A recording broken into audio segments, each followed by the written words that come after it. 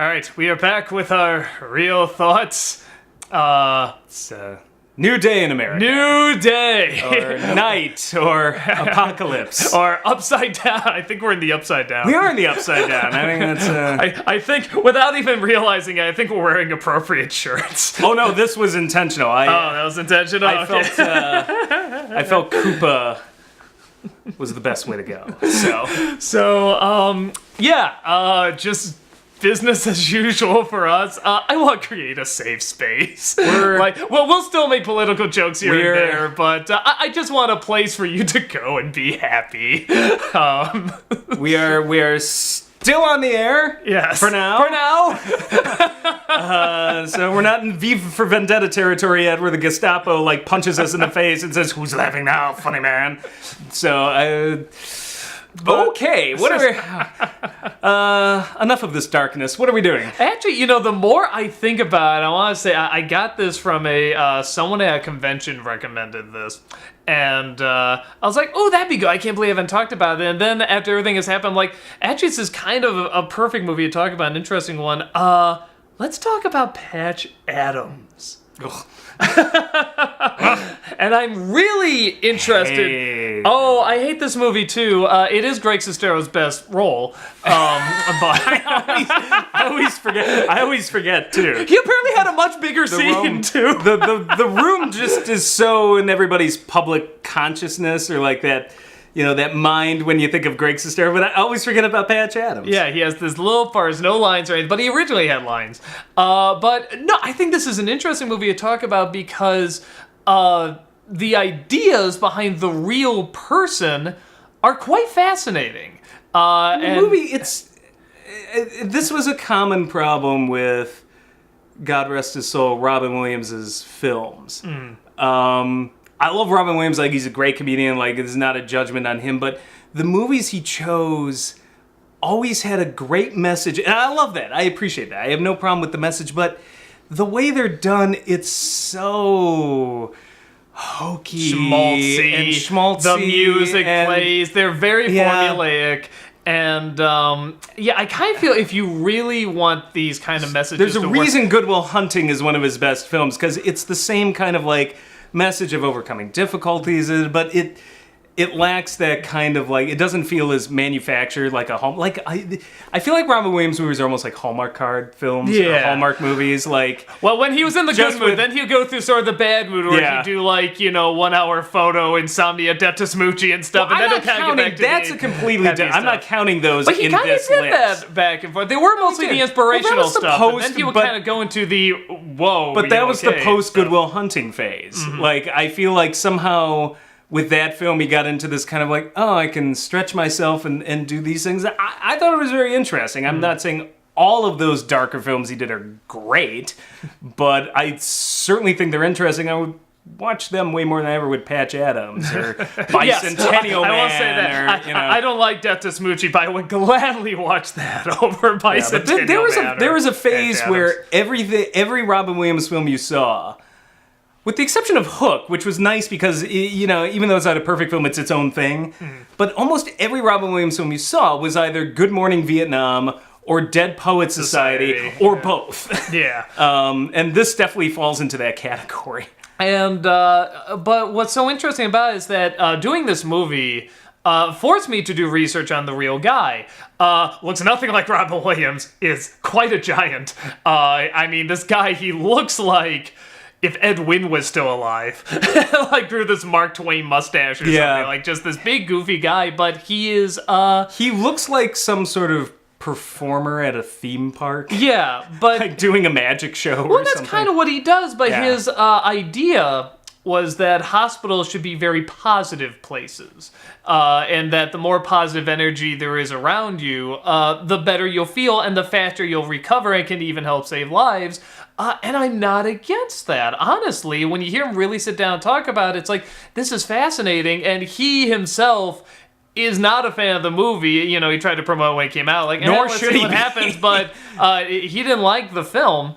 And he said a big part of that is that, they focus on one thing. They focus on the clown element. He's like, that's not all there is. There's a lot more to it. There's a lot more to the comforting. There's a lot more to the medicine. There's a lot more to all this. And of course, the things that we point out in the review, like there was no love interest, and it was a guy that died, and it was a best friend, which is just so awful. Which apparently there's interviews where he said his friend would have just laughed at that. Yeah, you're a woman now. And now a woman, a love interest and stuff. Like, apparently this guy had a really good sense of humor, so it makes me feel a little better. But it's still like, what the hell, movie? That's awful. And you know what? In a dumb way, I almost forgive those gross historical inaccuracies because I don't think it affects the message as much. What does bother the fuck out of me is that scene where it's just like, haha, I'm gonna steal all the materials from the hospital. I'm like, who does that? That was just like... And I remember staring at that going, I'm like, I will bet you $1 million the real Patch Adams never did that. He's doing it in a goofy way. Yeah, he's got the person on the stretcher covered up and holding all the stuff. He's got the mask. A doctor would do. Yeah, and the movie plays this as a comedic moment, and I'm like, no, that's something a psychopath does. That's robbing Peter to pay Paul. Like, I'm just gonna take out of this hospital as if, like, it's just magically replaced instantly. Like, nobody's gonna be like, what the fuck happened to our materials? Because as we all know, hospitals are so well funded. They have so much material, so many doctors. I mean, come on. And and it pisses me off because he's a doctor in the movie. No, that blew my mind. I have a hard time, So that one scene pissed me off the most. And then, the friend thing changing into a woman and love interest is dumb. It's screenwriting cliches 101. If you ever want to teach a class in how not to write a screenplay, Patch Adams is a great example. Yeah, it's a pretty good one. The other cliche that drove me nuts, because I'm like, yeah, I'm sure Patch Adams sat on a cliff and a butterfly floated up to him and he reached up into the sky and was like, yes, and the music swelled, and I'm just like, fuck this. I just realized something. You wouldn't be able to do this because I think A, too many people like the movie, and B, too many people would connect it to Robin Williams with his passing and everything. But wouldn't this be a fascinating remake? What if they remade this more like what the real person was like? Oh, I'd kill it. I'd kill to see that because you kill it? What a weird thing to say. I'd kill it. I'd kill this movie. I'd kill to see that because if you did a I'm gonna say Oscar bait style, where we're gonna go for kind of a quasi-historical movie that examines the real person and what happened, like Imitation Game or something, which has its own cliches and stuff, but more serious along those lines, like, yeah, these are the real issues behind, like, here's pros and cons, and this is what he did, and, these are some of the benefits, and maybe this is what he was up against. But, you know what, that's part of my problem is, I understand because there was pushback at the time, even when the film was released, from some doctors who were just like, we shouldn't have to be clowns and this and that, But I don't think that was his point. It's that hospitals need to be a little more inviting. And the funny thing is, since then, I've seen that. Like, I've seen hospitals that have the money. That's a big issue, particularly in this country. But hospitals that, have the money to do that, rich hospitals, have tried to go for more of a foresty feel and open and not the same just plain sterile, white colors. Yeah. And, the kids' wards have, painted murals. So I feel, though, that the villain, is so cartoonishly over the top. How dare you get us down to that level? Those measly You patients. want to make us like that? We're going to make doctors out of you. And they're, all standing in a ball. You know what it is? It's, he's more like a character out of Jaws. Like, you're going to be soulless, like Doll's eyes. He was so cartoonishly evil that it sucked any reality out of it for me. I'm like, okay, this is a little much. And I start to then question the other side, which I kind of agree with, which is we need to treat the body as a whole, mind, body, and spirit. And it can't just be about only the body. Because they've proven this. If you're unhappy, clinically depressed, all these other things, and miserable, you're not going to heal as fast. That's a great argument, and it's all sucked out of it. I can't take it seriously because it's just showing this in such a cartoony way that I'm like, well, now you're making me question what you're calling the positive side of this. Because I just can't believe how ridiculous this is. Like, and then it's like these Christian exploitation films, like, where the atheist is so ridiculously evil or smug or something. I was just thinking of that too. I was kind of thinking of those Christian. It's like a movie Brad Jones would review. This is the doctor equivalent. Yeah, that doctor is the Kevin Sorbo. Yeah, God's not dead. He's the atheist. Yeah. But yeah, I was just thinking of that because, a lot of these Christian movies, I mean, we were raised, Roman Catholic and stuff, we're not anti-religion or anything, so that we know a lot of these films have, they're coming from a place that kind of wants to do good, but then it's sort of being manipulated in a way and sort of blackened and poisoned, and it's turned into something that's actually going to do more harm. And it's one of those things where it's like, I think when you do have that cartoon, that's one of the reasons why it's so hard now, I think, to kind of talk about this movie, because this movie does want to paint the very black and white, good guy, bad guy thing in a time where a lot of people want to do that really hardcore right now, and that's kind of what got us here to begin with. But then, do you just become passive or whatever? And it's one of those things where it's like, it's with this film, you do not need to do that, and I think it hurts it when you do that, because there's some interesting ideas that come from a place that seems very simple, but it can get lost so easily. You need an interesting, complicated way to show it, a deep way to show it. It's just so dumb. It's a fucking hospital. There's no good guys and bad guys. There's just guys. And I know doctors can be smug and have terrible bedside manners, but at the end of the day, they still have an interest in curing you. Like, it just went so over the top with it that I'm just like, why is this cowboys and Indians all of a sudden? Well, or cowboys and Native Americans tumbling in. I'm sorry. But I think there's something to, I sort of look at this and I see them going, back and forth between like, we need to do something to help the kid. We need to do something to, to these poor patients and stuff. And the bedside manner, like you said, which I found out, that actually is one of the few things they got right. They actually did not have very good bedside manner back then. From what I'm hearing. That I didn't know. But there's some doctors that still don't. They just come in and it's like, yeah, do this, we'll do that, and then get the fuck out. But that's something, again, that's the fault of this movie, is that because it's so cartoonish that when you get to something that is correct, you have a hard time believing it. It doesn't create a world where it feels believable. And I think that really hurts what could be a great message and some really great ideas. You can look the dude up. He's actually trying to put together, I think he called it a hospital, I think, where he wants it to be sort of like this very positive, upbeat place, and he wants to see if that'll help people get better faster.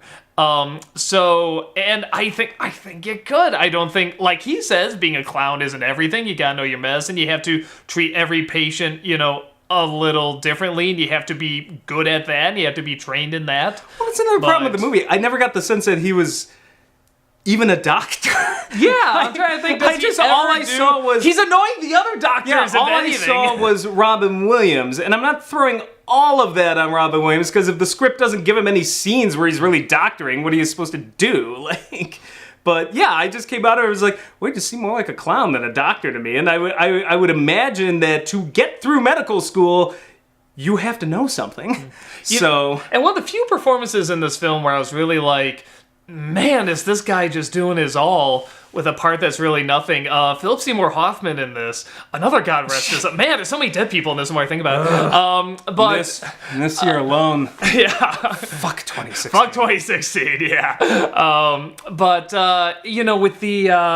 With him in this, he has a scene where he's like, I said that you were cheating because how can you possibly do this? How can you... I study 3 times as much as you do, and you barely open a book and stuff. How can you possibly pass this? How can you possibly do this well? And it's never explained.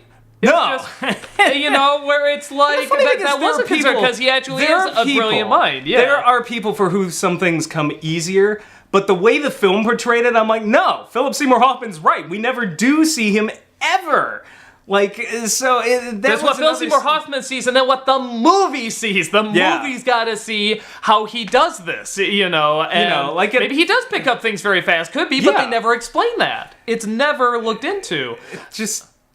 He just was such a prick in this movie. I just wanted to slap him across the face, and I'm like, that should not been.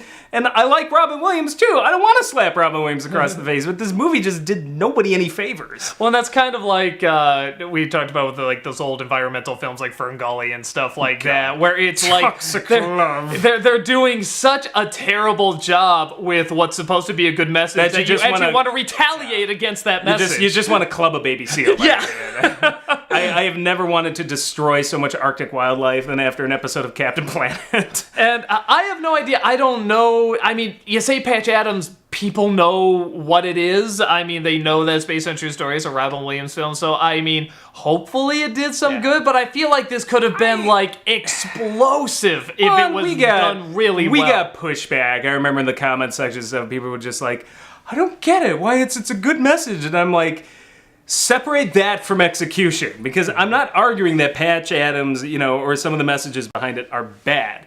I'm arguing that the execution sucked. They're two different things. We're not saying, oh, well, that's bad, what he wanted to do. Some things in that movie were bad because they didn't even really happen. But, so... and I'm remembering, we were talking about the cartoonish bad guy, and he has a line I really remember. He says, you're a man of a brilliant mind, and like most brilliant men, you feel the rules don't apply to you. And I thought, that's actually kind of a fascinating line, because there are a lot of and that can be kind of a good thing or a bad thing, we don't, but it was this awareness that this is a person who's brilliant, but you need to kind of play by our rules, take a step back and stuff, and I thought maybe this will be an interesting person, but no, they just turn him into a cartoon character.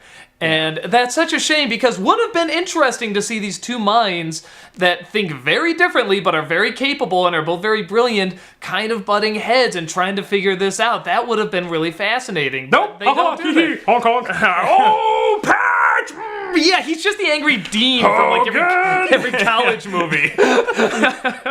So it's one You're of those... a loser, McFly. Yeah, it's just all those cliches. Actually, I thought that principal was more realistic than that guy. I've known principals like that. And then the fucking ending with of course you need a courtroom scene. Courtroom. That's the other screenwriting cliches 101. Make sure it ends somehow in a courtroom. Make sure there's an applause. Making the inspirational speech. The sappy music plays. Yeah. No, and then, my favorite, if you want a good time, go type in Roger Ebert review Patch Adams. It's one of Ebert's best. And the way he ends it just plays up the ridiculousness of it and how sappy it is and how cliche. He's like, and wouldn't you know it, dear reader, the children march in with the little clown noses and the applause. The sarcasm dripping from it is a work of art. But both, I forget if that's when Siskel was going through, the illness and stuff, but I remember he really hated it too. And his written review was very funny. Siskel was in and out of hospitals at that point, so... Well, and I want to say the TV show review was pretty funny too, but I can't remember. But I remember they were both kind of having fun mocking this film. They were just kind of like, oh good, you're getting this too. I want to be sure it's not just me. Though not as fun as Godzilla, where they were complaining that they didn't get eaten by the monster. Yeah, so you gotta have us in there. Come on, have us get squashed. What's wrong with you? By the way, is one of the greatest ways to retaliate. Brilliant. I love it when people troll, and I'm just like, no, let me show you how it's done. This is what you could have gone with. If you're gonna insult me, let's go to work. Okay, I'll help you out here. Yeah. Teach the troll how to troll you. I'm trying to... I would say definitely go check out The Real Person, because I'm not gonna say you're gonna agree with everything. I'm not always sure I agree with everything either, but it's worth looking into. It's definitely something thing, I don't think anything on the planet should be called a hospital. unless you're making a horror movie set in a carnival or something. Send you to the hospital. It's just hard to say, Carnival too. would have a location like that. And I'm sure that's like part of it. You're not supposed to take it too seriously or whatever. But I'm like, I'm kind of with you. I just feel like there's a better. So I don't have to agree with anything, but that's the better thing. marketing It's there. complicated issues, none of which are explored in this movie. Yes. Okay, before I go, I actually forgot about that. I forgot to show you this too, Rob. All right, so when we I think he's taking his pants off, folks.